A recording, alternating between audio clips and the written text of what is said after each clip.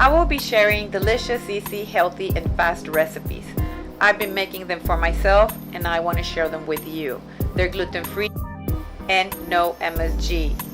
This is the key to a healthy, happy lifestyle. Don't forget to exercise and drink water. Best gluten-free cassava banana bread, and this is the best banana bread I've made in my whole life. I made it for my daughters and now they don't stop making it, so that's a very good sign. Get all your ingredients together and here's the list.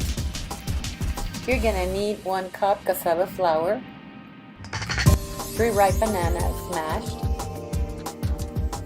3 eggs pasture raised, ½ cup butter, grass-fed or oil of your choice. You can use coconut oil, 3/4 of a cup of maple sugar or sugar of your choice.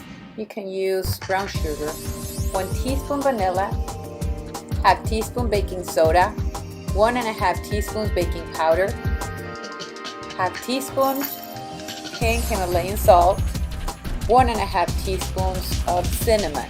You can add more cinnamon if you want. So get your bowl and add all your wet ingredients, your mashed bananas, your eggs, and your vanilla.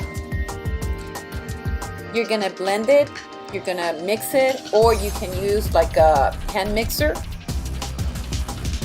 Once it's all mixed, you're gonna get another bowl and you're gonna mix all your dry ingredients, your cassava flour, your baking powder, baking soda, your salt, and your cinnamon.